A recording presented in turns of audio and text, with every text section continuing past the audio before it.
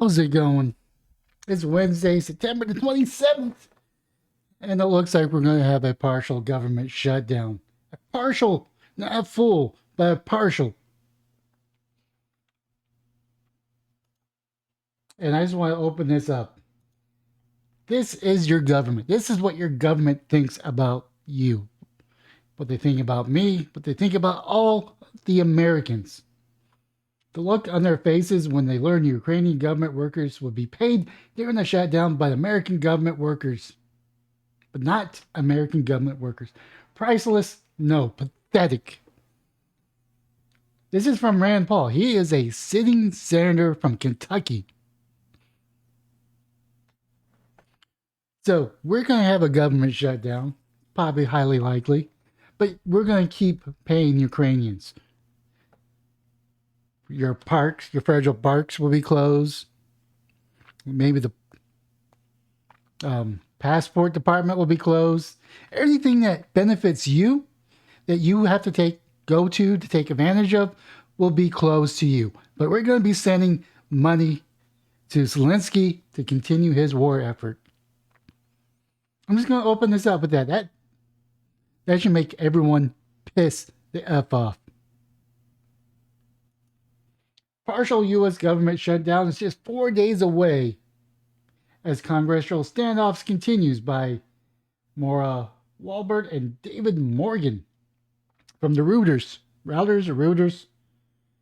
It says their center. September the 27th, 2023 at 2:50 p.m. CDT, updated 2 hours ago.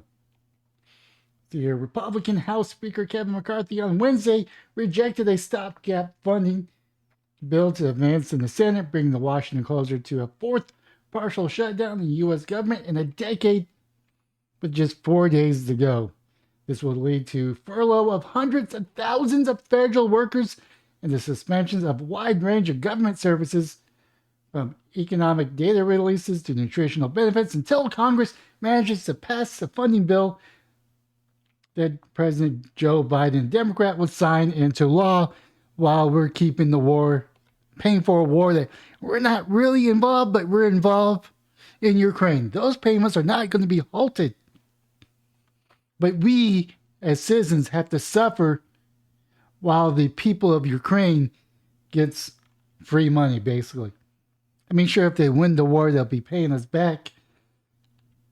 The Senate plans would advance a wide bipartisan margins on Tuesday and would fund the government through November 17, giving lawmakers more time to agree on funding levels for the full fiscal year beginning of October the 1st.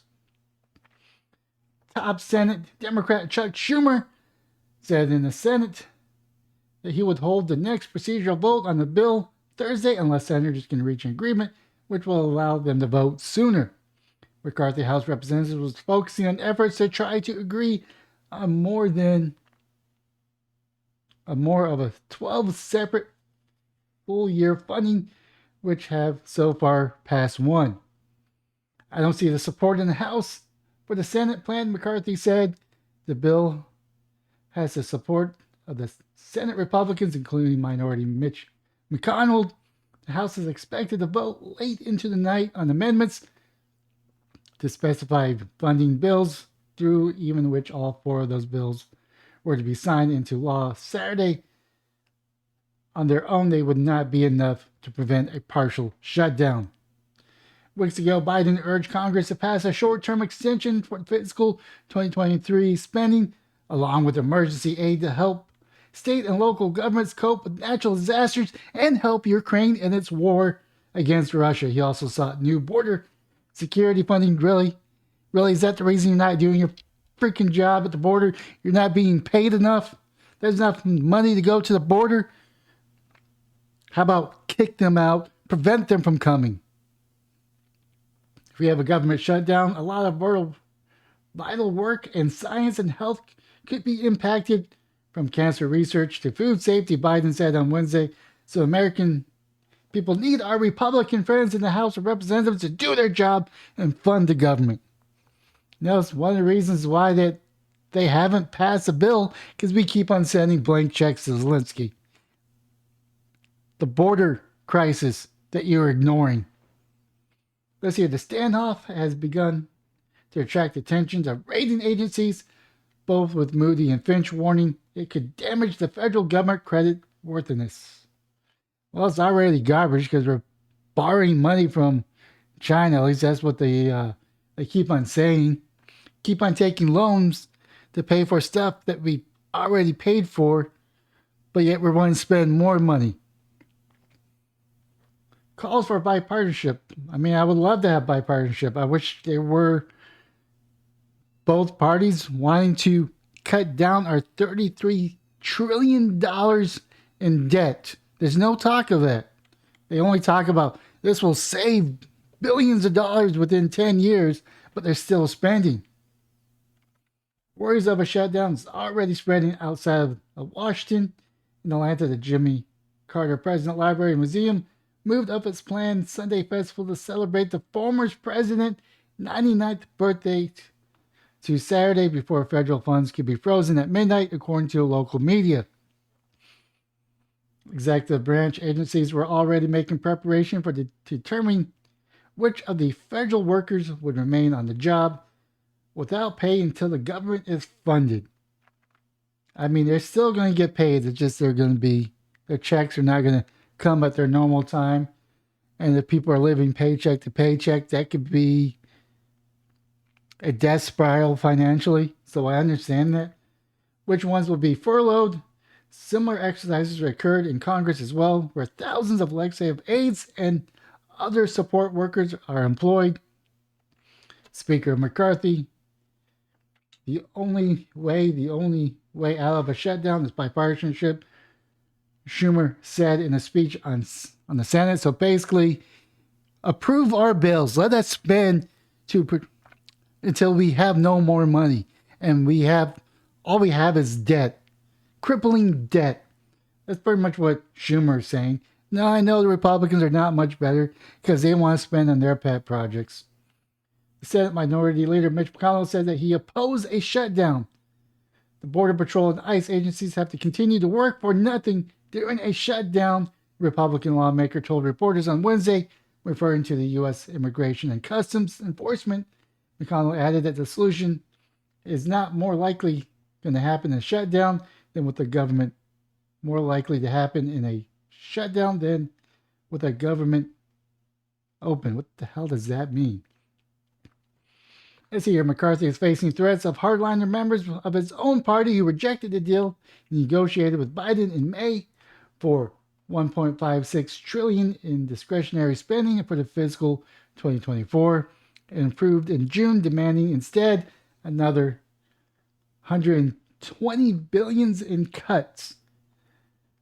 A handful of hardliners also threatened to oust McCarthy from his leadership role if he passes spending in bill that requires 80 Democratic voters to pass.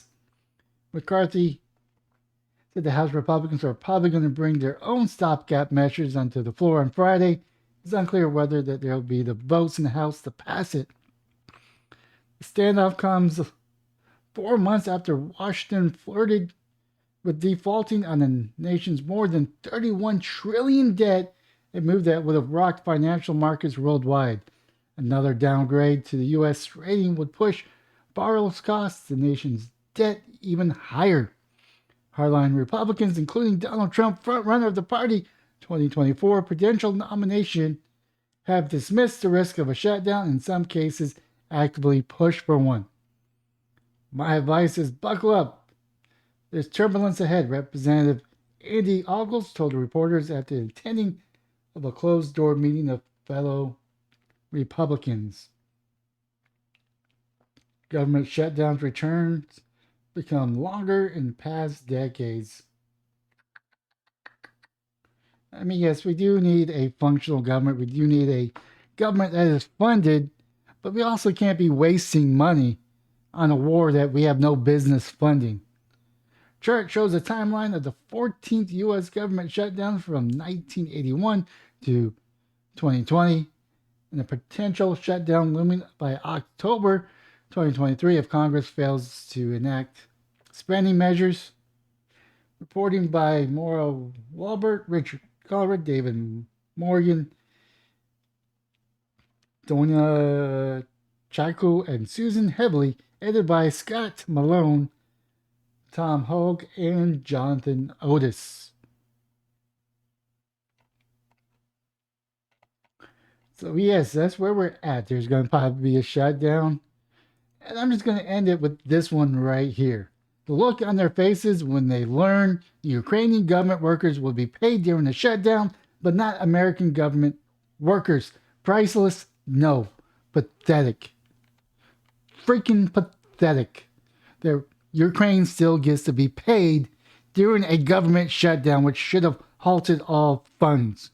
This is your government. This is what they think about you. The look on their face.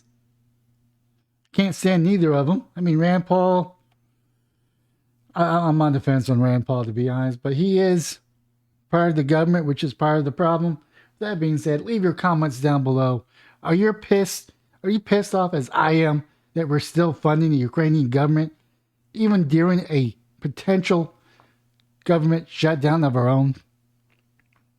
This should make everybody sick, and everybody that is in Congress that supports funding Ukrainian government while we're shut down should be voted out. That being said, that is my video for today, and have yourself a wonderful day, morning, or evening.